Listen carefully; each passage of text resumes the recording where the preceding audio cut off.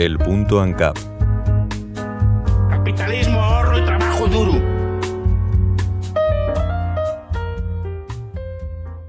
Hoy es 14 de marzo de 2025 y se cumplen 5 años desde que España vivió la declaración de un estado de alarma inconstitucional que marcó el principio de un periodo que transformó de forma irreversible nuestra realidad social, económica y política. Lo que empezó como una crisis sanitaria se convirtió en el mayor experimento de control estatal de nuestra historia reciente. La COVID-19 no solo puso a prueba nuestro sistema de salud, sino también nuestras libertades. Pero, ¿fueron necesarias todas las medidas o simplemente sirvieron para expandir el poder del Estado? Hoy repasaremos las decisiones que marcaron un antes y un después y las consecuencias que seguimos pagando. Este análisis no es solo una retrospectiva, sino una llamada a la acción para evitar que los gobiernos liberticidas hagan que la historia se repita.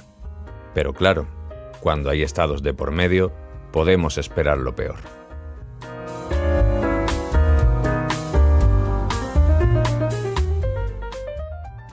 En diciembre de 2019, cuando aún muchos no sabían lo que se avecinaba, un informe confidencial de la Guardia Civil ya alertaba sobre la posibilidad de una pandemia inminente. Este documento, aunque no oficial, señalaba con claridad la gravedad de la situación. Sin embargo, la respuesta del gobierno fue la de minimizar el riesgo, garantizando que no había motivos para alarmarse. A pesar de las primeras señales de advertencia, el gobierno, encabezado por Pedro Sánchez y Salvador Illa, no tomó medidas preventivas y dejó que el tiempo transcurriera mientras la pandemia comenzaba a expandirse por Europa. Este fue el primer fracaso de una serie de decisiones que marcarían el curso de la crisis sanitaria. El 8 de marzo de 2020, España se sumió en una contradicción que resultaría fatal. El gobierno, lejos de tomar decisiones para prevenir y proteger a sus pagadores de impuestos de la propagación del virus, alentó y respaldó a que se llevase a cabo la concentración anual del 8M en Madrid y otras ciudades de España. Irene Montero o Carmen Calvo fueron rostros visibles de dicho acto que, realizado con la excusa de la visibilidad feminista, se convirtió en un detonante de la propagación del virus en todo el país. A los pocos días, la gravedad de la crisis se hacía evidente, pero el daño ya estaba hecho. El 13 de marzo de 2020, el gobierno español finalmente, y tras la creciente presión, decidió imponer el estado de alarma mediante el Real Decreto 463/2020. Este decreto permitió la suspensión de derechos fundamentales como la libertad de circulación y libertad de reunión, al menos en teoría. Lo que comenzó como una medida para frenar una crisis sanitaria, rápidamente se convirtió en un mecanismo para consolidar un poder absoluto sobre la vida de los ciudadanos. Bajo el pretexto de la protección sanitaria, el gobierno aprobó medidas que no solo afectaron a la salud, sino que marcaron un antes y un después en la relación entre el Estado y el individuo. El derecho a la libertad de movimiento fue suspendido, las relaciones sociales fueron severamente restringidas y la capacidad de la ciudadanía para decidir por sí misma fue eliminada, todo bajo el manto de un bien común que nunca estuvo claro. Las calles quedaron vacías, las empresas cerraron y la economía se desplomó junto a los empleos a un ritmo vertiginoso. Pero el daño más grande no fue solo económico, sino humano. Las familias fueron separadas, las relaciones sociales anuladas y lo peor de todo, miles de personas murieron en soledad, sin poder despedirse de sus seres queridos. Mientras tanto, nos decían que podíamos ver a nuestra familia por videollamada, como si eso compensara el vacío de una última despedida negada. Y en medio de todo, la sensación de control absoluto por parte del Estado se instaló en la sociedad, con la excusa de una emergencia que lo justificaba todo.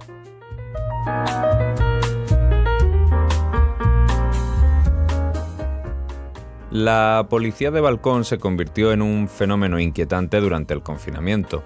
Con el gobierno animando a los ciudadanos a denunciar a sus vecinos por incumplir las restricciones, España se convirtió en un país dividido y fracturado. Este fenómeno de control social, bajo la excusa de la salud pública, destruyó la solidaridad social y sembró la semilla de una vigilancia constante. Cada persona se convirtió en un posible infractor, y el miedo a las represalias transformó a la sociedad en un espacio de desconfianza y control. A lo largo de los meses siguientes, las medidas restrictivas se intensificaron sin un debate serio sobre su efectividad. Uno de los episodios más absurdos de la pandemia fue la imposición de las restricciones que no tenían ninguna base lógica. Por ejemplo, la prohibición de fumar en las terrazas, que solo se permitía fumar a la persona que se levantaba de la mesa. Esta medida, que podría haber sido tomada como una broma macabra, ejemplificaba perfectamente la desconexión que hubo entre la política gubernamental y la realidad sanitaria.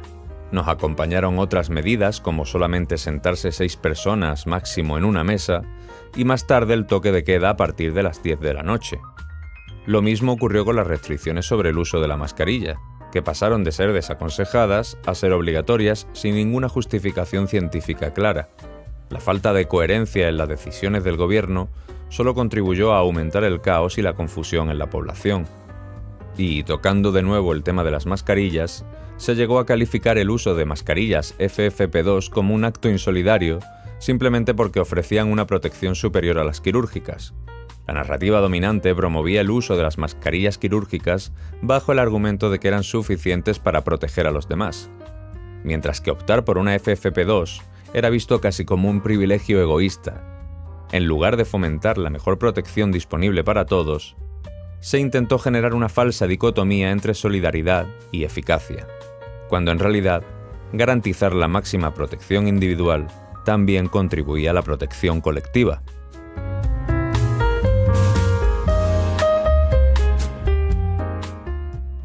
A medida que la vacuna contra la COVID-19 se comenzó a distribuir a finales de 2020 y principios de 2021, surgió la polémica de la vacunación obligatoria. Figuras como Alberto Núñez Feijóo y Miguel Ángel Revilla defendieron que la vacuna debía ser obligatoria, un claro atentado contra las libertades individuales.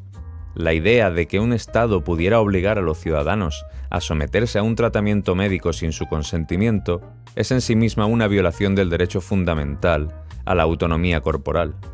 Además, la creación del pasaporte COVID, un sistema que diferenciaba a los ciudadanos entre vacunados y no vacunados, fue una de las políticas más divisivas y autoritarias de la pandemia.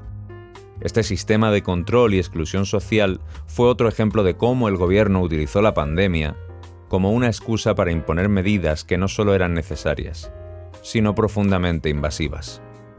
Una frase que quedará en el recuerdo por lo infame, traicionera y repugnante será la exputada por Miguel Ángel Revilla, el cual exigió la vacunación masiva por las buenas o por las malas, por lo civil o por lo militar.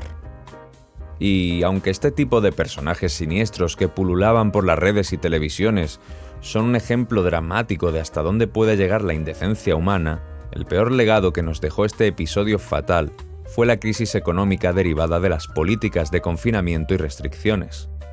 El impacto devastador en las pequeñas y medianas empresas y los puestos de trabajo perdidos bajo la pasividad del protector autoimpuesto son solo recuerdos para muchas personas, pero jamás deberían de olvidarse. La gestión de los fondos públicos destinados a la compra de material sanitario también fue opaca. Empresas sin experiencia en el sector sanitario, pero con conexiones políticas, fueron beneficiadas con contratos millonarios sin licitación pública alguna. Este hecho, lejos de ser un simple error administrativo, constituyó una malversación de recursos públicos en medio de la crisis. Por otro lado, la gestión de las residencias de mayores durante la pandemia fue un terreno muy polémico debido a la falta de recursos y la descoordinación entre administraciones. Aunque las residencias estaban bajo la gestión de las comunidades autónomas, fue el gobierno central quien, ante la gravedad de la crisis, centralizó varias de las decisiones clave relacionadas con la salud pública. En la Comunidad de Madrid, bajo el gobierno de Isabel Díaz Ayuso, las decisiones tomadas respecto a las residencias de mayores estuvieron marcadas por la escasez de recursos y la presión del gobierno central. Pero al final, lo que realmente importa aquí no es de quién es la culpa, porque mientras unos y otros se pasaban la responsabilidad como si fuera una pelota, miles de personas morían en la más absoluta soledad, negocios cerraban para nunca volver y una generación entera veía su futuro desmoronarse. Hoy, años después, los mismos que tomaron esas decisiones siguen en sus cargos, sin consecuencias, sin rendir cuentas, porque en este país la incompetencia y la corrupción no solo quedan impunes, sino que se reciclan para seguir gobernando. Las restricciones impuestas por el gobierno no solo fueron innecesarias, sino que también sirvieron para consolidar su poder. Cada vez que se decretaba una nueva restricción o ley autoritaria, el Estado se consolidaba como la única fuente de poder, eliminando cualquier intento de autogobierno individual. La lógica es clara. El Estado usó la crisis como una oportunidad para expandir su control sobre la vida de las personas. La centralización del poder es uno de los puntos más peligrosos que nos deja esta crisis. Durante la pandemia, el gobierno central asumió el control sanitario total, imponiendo medidas que afectaron directamente a los derechos y libertades de todos los ciudadanos, sin consultar o permitir ninguna alternativa que pudieran proponer las comunidades autónomas o sectores privados. La economía de mercado, que podría haber ofrecido soluciones más flexibles y eficientes, fue puesta de lado en favor de una gestión estatal totalitaria, donde cada decisión, desde el uso de mascarillas hasta las restricciones de movilidad, era tomada por funcionarios del gobierno, sin considerar sus efectos devastadores en la sociedad.